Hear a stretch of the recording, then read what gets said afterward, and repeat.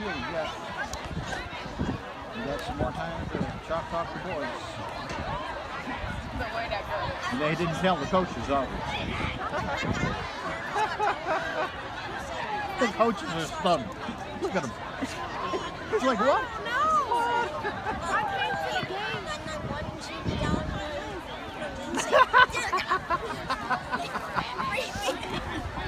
Coach, you're going to have to do warm-ups again for the boys by the time we finish with this. I really want to watch that episode. Boys, do laps. Yeah? 2 laps, seriously, 1 lap. Well, that's what he's saying. What's going on? The coach, you can tell by his body language, he's done this 3 times now. What's going on? Carry. No, the guy carrying the clipboard there. The popboard, whatever you want to call it. Host Nicholas Adam Blakely, so fondly called Nick, plays for GFL from ages 6 to 13 and for the Lawrenceville Youth Association. He played high school football for Archer High School. Nick's life ended suddenly on August 28, 2017 at Stetson University from sudden cardiac arrest. A great student, a wonderful friend, and an awesome son. He will be missed. A foundation in honor of his name called the Smiling Hearts Nick Blakely Foundation has been set up in an effort to spread awareness to other families of athletes. Where's Linda? So no mother will get this call. You can contact the foundation at Smiling Hearts NB Foundation at gmail.com or locate the foundation on Facebook at Smiling Hearts Nick Blakely Foundation. The GFL would like to present a donation to the Nick Blakely Foundation to his mother, Michelle Wilson.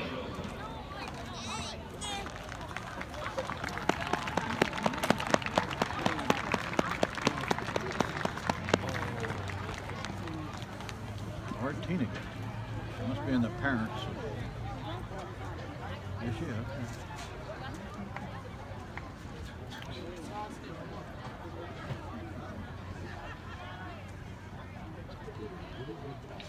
Folks, each year the Gwinnett Football League recognizes one area representative as GFL Rep of the Year.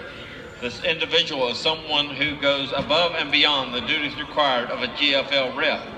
This year's recipient has been doing so every year at their association. This GFL Rep gathers participants' documents and certification because somebody has to get the paperwork for all the certification books. On some Saturdays, this GFL Rep is working the gate, working the concession stand, and still trying to make sure the coaches, players, and parents on both sides of the field are following the rules because somebody has to do it. This GFL Rep has implemented new programs to raise money for an association strapped for cash and has made great strides for this association this year.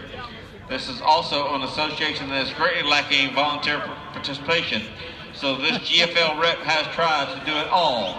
Please join me in congratulating this year's GFL Rep of the Year, Lakeisha Johnson from the Shiloh Athletic Association. Yeah.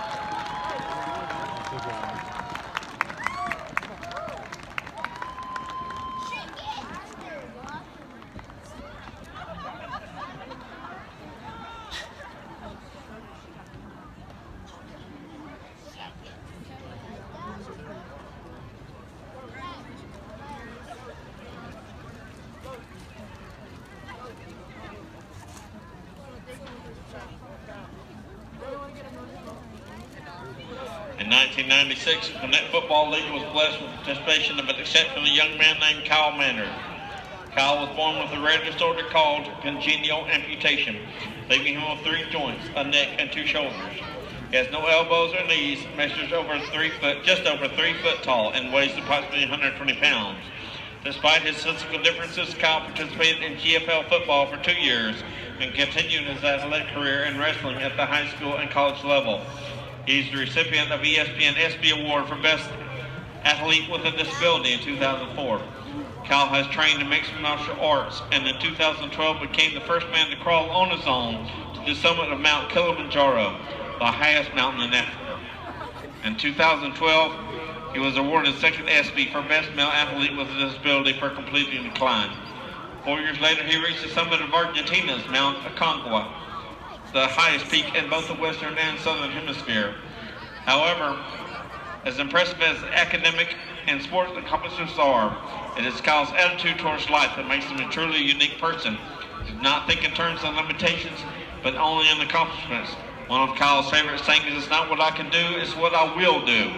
GFL is so impressed with the courage portrayed by this individual that we established the Kyle Maynard Award, Courage Award, in his honor.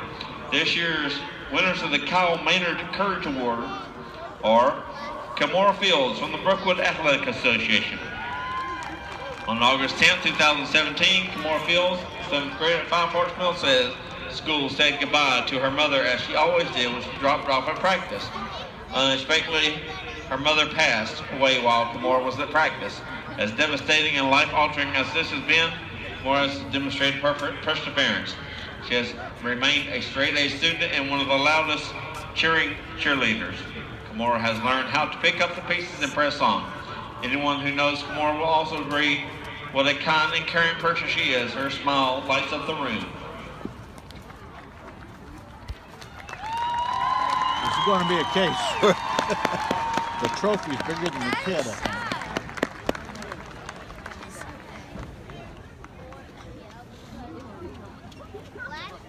Our second Kyle Maynard Courage Award winner is for Linda Ullian of the Brookwood Athletic Association. Linda was born as one of the world's smallest babies. The first moments of Linda's life were minute to minute. She consistently beat the odds of days, then weeks, and not until reaching 5 was she given years to live.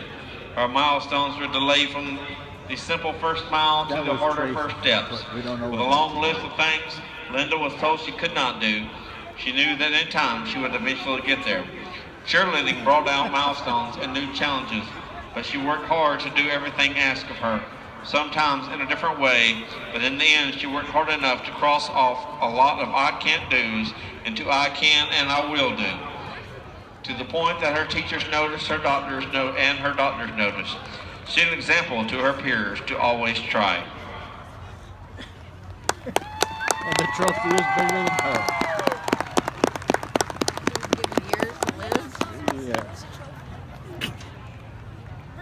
Next Kyle Maynard Award goes to Brooke Isabella from Peachtree Ridge Athletic Association. That thing's too big for her. Brooke was a typical